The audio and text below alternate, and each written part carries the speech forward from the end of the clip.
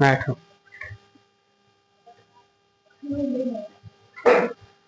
चलिए स्टार्ट करते हैं। आज का लेक्चर 1 है ये, आफ्टरनून सेशन। आगे आगे बैठ जाओ। आफ्टरनून सेशन है ये हमारा, लेक्चर नंबर 1 रहेगा और आज हम सॉल्यूशन के बारे में बात करेंगे। चैप्टर का नाम है सॉल्यूशन। स्टार्ट करते हैं।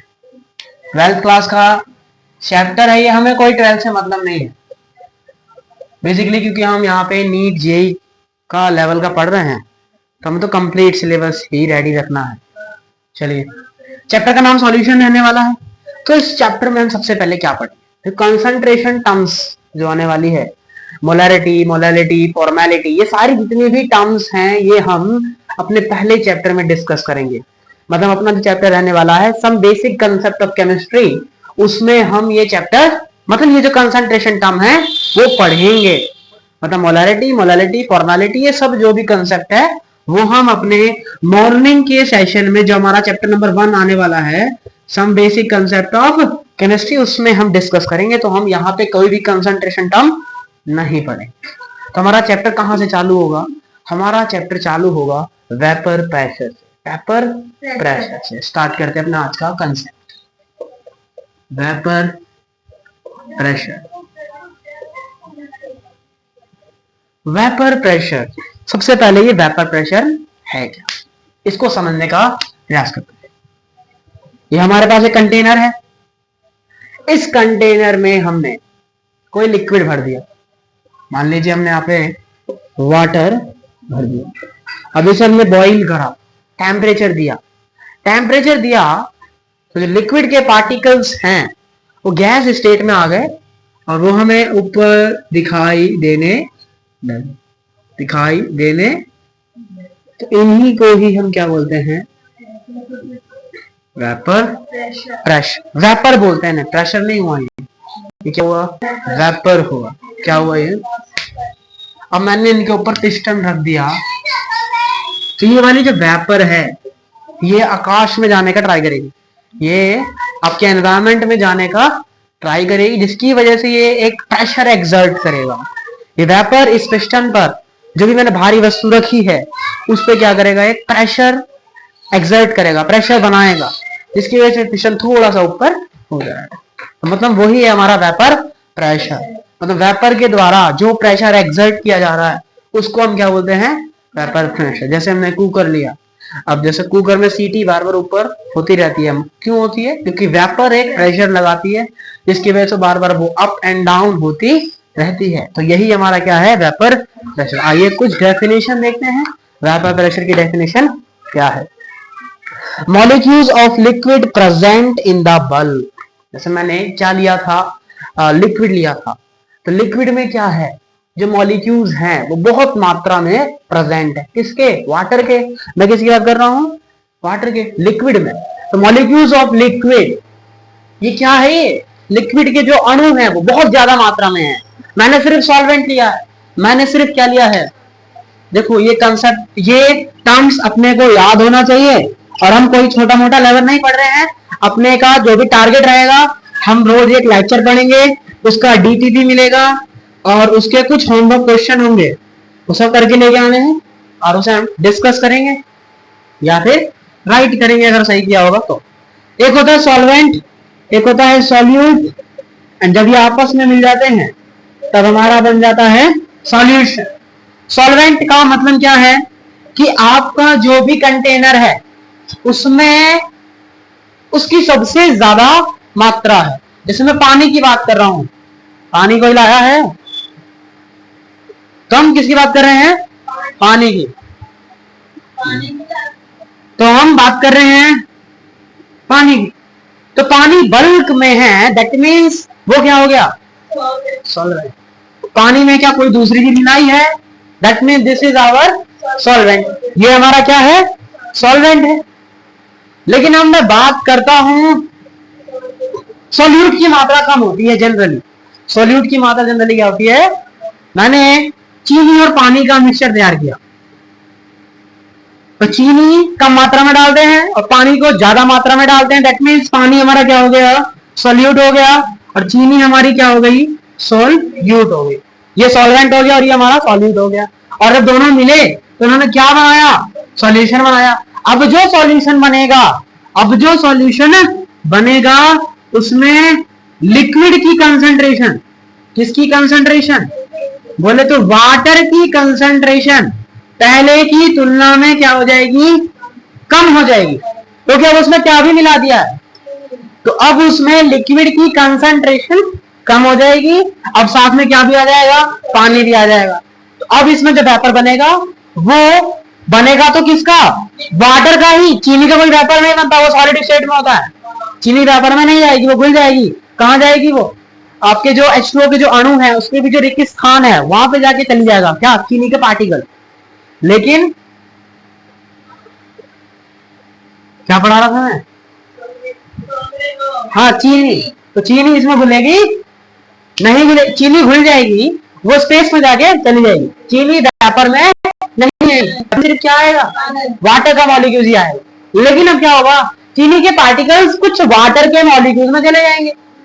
तो जो टेम्परेचर पर पहले वेपर लिक्विड जब खाली वाटर था, जिस टेम्परेचर पर इसमें से माना 10 वेपर निकल रही थी वाटर की, उसी टेम्परेचर पर अब इसमें क्या 10 वेपर निकलेगी, नहीं निकलेगी। क्यों नहीं निकलेगी, क्योंकि कुछ कंसंट्रेशन चीनी में आ गई। तो चीनी ने क्या करा, वाटर के साथ उसके जो भी रिक्त स्थान था, फ्री स्पेस था, वहां पर आपका चीनी का पार्टिकल चला गया। अब वो पार्टिकल उसमें चला गया तो अब उसको वेपराइज करने के लिए, उसको चीनी से अलग करने के लिए हमें ज्यादा क्या देना पड़ेगा, हीट देना पड़ेगा। दैट मीन्स कि वो वाला पार्टिकल अब नीचे बैठ जाएगा, तो ऊपर कौन सा पार्टिकल आएगा, जो चीनी के कांटेक्ट में नहीं है, मतलब खाली वाटर वाला आएगा। तो इसका मतलब पहले यहाँ पे अगर 10 वेपर निकल रही थी तो यहाँ पर कम वेपर निकलेगी, यहाँ क्या निकलेगी। ऐसा क्यों हुआ, क्योंकि यहाँ पर क्या है, चीनी भी आ गई, तो सॉल्वेंट की कंसंट्रेशन को कम कर दिया। सॉल्यूशन में सॉल्यूट और सॉल्वेंट ने मिलकर सॉल्यूशन की कंसंट्रेशन हाई कर दी, जबकि खाली सॉल्वेंट वाले में सॉल्यूशन की कंसंट्रेशन क्या थी, कम थी, कुछ था ही नहीं इसमें। तो सॉल्यूशन कहां से बनाई, मतलब इसमें सॉल्यूशन की कंसंट्रेशन क्या है, कम है। सॉल्यूशन की कंसंट्रेशन क्या है इसमें, जिसके कारण इसमें वाटर के वेपर सबसे ज्यादा निकल रहे थे। लेकिन जैसे ही मैंने चीनी का पार्टिकल डाला तो चीनी के पार्टिकल ने वाटर की फ्री मॉलिक्यूल, वाटर के जो मॉलिक्यूल है उसके जो फ्री स्पेस था उसमें जाके बॉन्डिंग कर लिया, उसमें चले गए, बॉन्डिंग नहीं करते, मतलब उस फ्री स्पेस में चले गए चीनी के पार्टिकल, जिसके कारण जिस टेम्परेचर पर यहां पर वेपर निकलना था, अब उस टेम्परेचर पर वो वाटर का वेपर नहीं निकलेगा। अब जो चीनी के कांटेक्ट में नहीं है वो वाला मॉलिक्यूल, वो हवा में उड़ जाएगा और क्या बना देगा, वेपर बना देगा। तो इसलिए मैंने कहा कि सॉल्वेंट में क्या, सॉल्वेंट में वाटर की जो वेपर बन रही है उसकी मात्रा ज्यादा है और इसमें मात्रा क्या है, कम है। आपको वेपर समझ आया होगा। और मैंने आपको एक कंसेप्ट भी समझा दिया कि सॉल्यूशन में जो वेपर निकलेगी वो सॉल्वेंट की तुलना में कम होगी। क्या होगी वो, मतलब इसमें वेपर मानो 10 निकल रही थी तो इसमें वेपर 10 से, ऐसा क्यों हुआ, बिकॉज ऑफ सोल्यूट, सोल्यूट की वजह से हमें ऐसा देखने को मिलता है। ठीक है, तो यही हमारा फर्स्ट पॉइंट था डेफिनेशन में कि सॉल्वेंट में molecules of liquid are in the bulk में है। अपन ने जो सॉल्वेंट का कंटेनर लिया है जिसमें पानी के मॉलिक्यूल्स डाल दिए हैं, उस पानी के मॉलिक्यूल्स में क्या है, उस पानी के मॉलिक्यूल्स में चीनी की मात्रा है, सॉल्वेंट की ज्यादा है, सॉल्वेंट ही है और किसी की मात्रा नहीं है, जिसकी वजह से इसमें वेपर ज्यादा निकल रही है।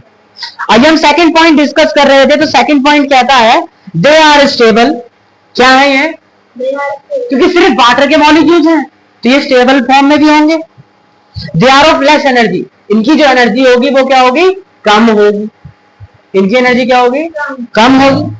दे आर इन इक्विलिब्रियम, क्या, और ये किसमें भी होंगे, इक्विलिब्रियम में भी। इक्विलिब्रियम में क्या होंगे, क्यों होंगे, आइए जरा इक्विलिब्रियम के कॉन्सेप्ट को भी समझने का ट्राई करते हैं।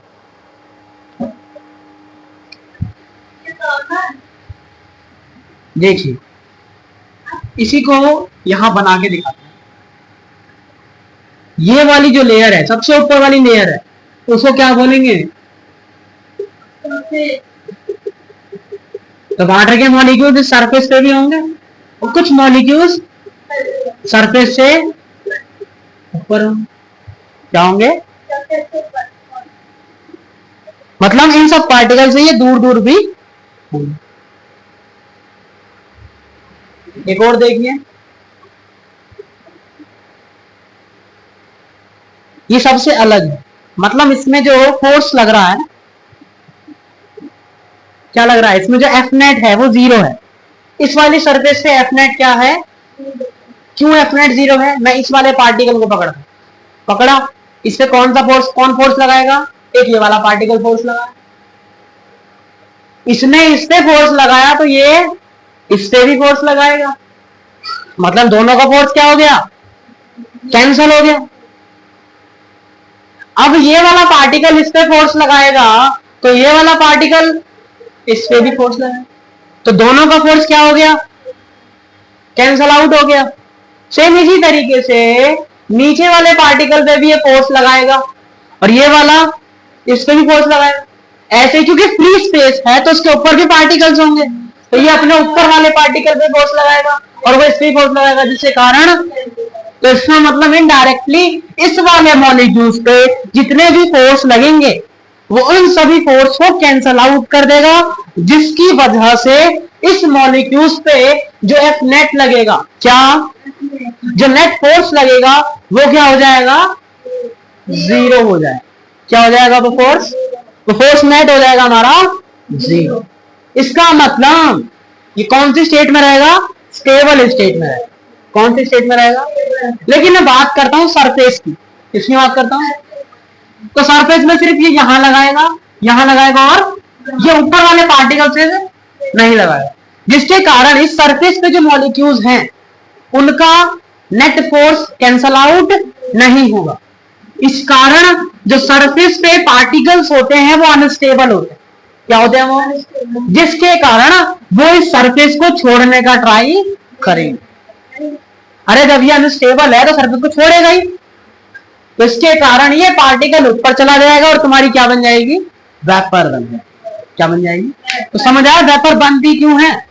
इस अनस्टेबल के क्राइटेरिया को स्टेबल क्राइटेरिया में चेंज करने के लिए वेपर बनती है। क्यों बनती है वेपर? देखिए, सरफेस पे बहुत सारे वाटर के मॉलिक्यूल्स हैं, ये वाला वाटर का मॉलिक्यूल सारे फोर्स को कैंसल आउट नहीं कर रहा, ये इस कांटेक्ट में ये वाले फोर्स को कैंसल आउट कर देगा क्योंकि ये इसके कांटेक्ट में भी है, इसके इधर वो कोई मॉलिक्यूल्स होगा तो ये वाला पार्टिकल इसके कांटेक्ट में भी है, ये वाला पार्टिकल इसके कांटेक्ट में भी है, लेकिन ये वाला पार्टिकल ऊपर के किसी भी पार्टिकल के कांटेक्ट में नहीं होने की वजह से ये अपने ऊपर वाले फोर्स को कैंसल आउट नहीं करेगा, जिसके कारण ये अनस्टेबल बिहेव करेगा।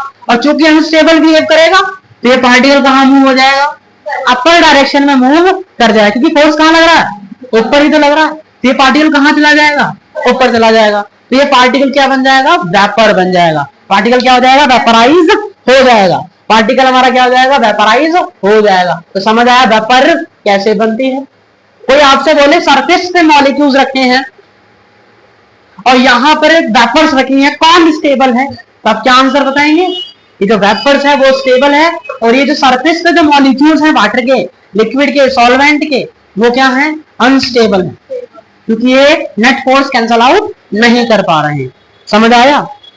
अब देखिए लगातार क्या होगा, यहां से मॉलिक्यूल निकलेगा, बार बार क्या बनेगी? वेपर बनेगी, वेपर बनेगी, वेपर बनेगी। एक समय ऐसा है, मैंने ऊपर से ढक रखा है, मैंने ऊपर से कंटेनर को क्या कर रखा है? ढक रखा। जैसे कुकर को बंद कर दिया वैसे मैंने ढक दिया, कोई जगह नहीं निकलने की। क्या होगा? बहुत सारी वेपर बन जाएगी। क्या बन जाएगी? बहुत सारी क्या बन जाएगी? यहाँ पे वेपर बन जाएगी। बहुत सारी यहाँ क्या बन जाएगी? हमारी वेपर बन जाएगी। क्या निकलती रहेंगी इसमें से? Vapour, vapour, vapour, vapour, vapour. एक ऐसा समय आएगा कि जितनी वेपर, अब पूरे में क्या हो गया? वेपर, वेपर, वेपर, वेपर हो गया। अब यहां से सरफेस से ये पार्टिकल ऊपर जाएगा, तो क्योंकि यहां पर वेपर के मॉलिक्यूल बहुत ज्यादा हो गए, तो अब जो वेपर का पार्टिकल ऊपर जाएगा वो अपने ऊपर वाले पार्टिकल से एक फोर्स एक्सपीरियंस करेगा। मैंने साले पार्टिकल को ऊपर भेजा, क्योंकि अब वेपर की मात्रा बहुत ज्यादा हो गई, वेपर का कंसंट्रेशन बहुत ज्यादा हो गया है, तो ये वाला मॉलिक्यूल्स एक फोर्स बिहेव करेगा, जिसकी वजह से ये नीचे आज वापस आ गया। ये सब पार्टिकल कहां भेजेंगे, ऐसे नीचे भेजेंगे। अरे अब खुद ही सोचो ना, मैंने पूरा कमरा भर दिया एप्पल से, पूरे कमरे में एप्पल एप्पल है, या बोल लो ये मेरे पास बॉक्स है, इसमें मैंने पूरे एप्पल एप्पल भर दी, यहां तक पूरा एप्पल भर गया। अब मैं अगर एक और एप्पल डालूंगा तो वो क्या अंदर जाएगा, वो कहाँ आएगा, बाहर आएगा। पानी एक गिलास से ज्यादा भर दूं तो बाकी पानी कहाँ आता है, क्यों आता है, क्योंकि आपने उसकी मात्रा से ज्यादा ही पानी डाल दिया। वही रीजन है कि अब वेपर की मात्रा भर चुकी है। जैसे ही सरफेस से पानी का मॉलिक्यूल ऊपर जाएगा, ऊपर वाली सरफेस इस मॉलिक्यूल को वापस कहां भेज देगी, इसी को ही इक्विलिब्रियम बोलते हैं। इसी को क्या बोलते हैं। अभी इतनी लेट नहीं होगा कि भैया पहले वाटर का मॉलिक्यूल ऊपर जाएगा फिर ये मॉलिक्यूल नीचे आएगा, ऐसा होने में नैनो सेकंड लगते हैं, आप उन्हें देख सकते नहीं है, तो ये बहुत जल्दी होगा। ऊपर जाएगा नीचे आएगा, ऊपर जाएगा नीचे आएगा, ऊपर जाएगा नीचे आएगा, ऊपर जाएगा नीचे आएगा। तो यही टर्म्स क्या कहलाएगा हमारा, इक्विलिब्रियम। यही टर्म्स क्या कहलाएगा हमारा, यही टर्म्स क्या कहलाएगा, इक्विलिब्रियम। समझ आया क्या है इक्विलिब्रियम। अगर हम इसकी मात्रा से अधिक भर देंगे वो वेपर में, मतलब एक ऐसा टाइम आएगा जब वेपर की कंसंट्रेशन और ज्यादा नहीं बढ़ा सकते, तब उस पॉइंट को क्या बोलेंगे, इसके ऊपर वाले तो अगर ढका हुआ है, या कह सकते हैं सरफेस से निकलने वाले मॉलिक्यूल का रेट और वेपर बनने का रेट, या वेपर से वापस सरफेस में जाने का रेट, जब दोनों बराबर हो जाएगा तब क्या होगा, इक्विलिब्रियम आएगा। मतलब जितने ही देर में ये निकल रहा है उतनी देर में ये, तो ये हमारा क्या बनाएगा, इक्विलिब्रियम बनाएगा। तो देखा हमने क्या समझा, दे आर इन इक्विलिब्रियम। जो सरफेस पे ये जो वेपराइज हो रहे हैं ये स्टेबल होते हैं, ये इक्विलिब्रियम में होते हैं। किसमें होते हैं, बाकी इक्विलिब्रियम नामक एक चैप्टर है, क्लास 11 का चैप्टर है, बहुत बड़ा चैप्टर है और बहुत हार्ड चैप्टर बोला जाता है, और बड़े ही प्यार से उस चैप्टर को हम पढ़ेंगे तो और भी समझ सकेंगे कि इक्विलिब्रियम होता क्या है। ये लेस एनर्जी में होते हैं। अब सरफेस की बात करते हैं, मैंने सब पढ़ा दिया। सरफेस क्या, they are not stable, not in equilibrium. Surface वाले कहां नहीं होंगे, इक्विलिब्रियम में नहीं होगा। सिर्फ इक्विलिब्रियम में कौन होगा, वेपर होगा।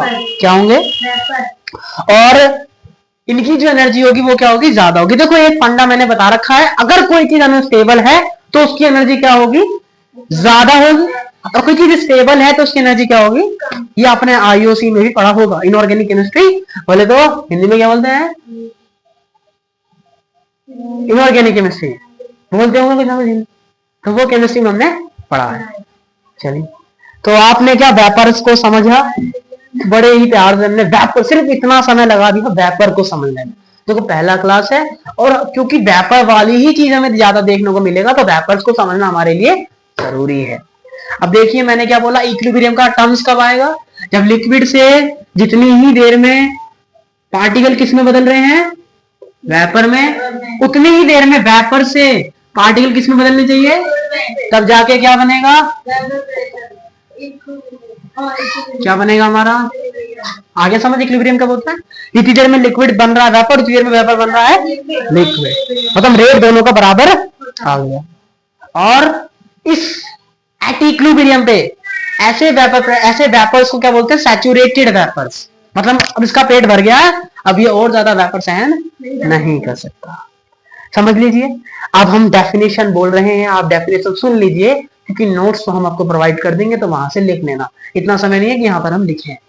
क्या है definition, pressure exert bye vapour, जो कि मैंने बताया था एट इक्विलिब्रियम पे ये जो वेपर्स है, ये जो प्रेशर एक्सर्ट करेगा, ये जो प्रेशर कब, जब इक्विलिब्रियम कंडीशन आ जाएगा, तब जो ये वेपर जो प्रेशर एक्सर्ट करेगा इस ऊपर वाले पॉइंट पर या कहीं भी, तो उस प्रेशर को क्या बोलते हैं, वेपर प्रेशर बोलते हैं। Pressure exerted by vapors when liquid is in equilibrium with vapors is called vapor of that liquid at the particular temperature। कुछ टेम्परेचर उसका होगा। अब मैं इतना सा बर्तन लेके आऊंगा, जल्दी वेपर प्रेशर बन जाएगी, जल्दी इक्विलिब्रियम में आ जाएगा। इतना बड़ा लेके आऊंगा तो ज्यादा टेम्परेचर देना पड़ेगा, तो बोला पर्टिकुलर टेम्परेचर, इसलिए क्या बोला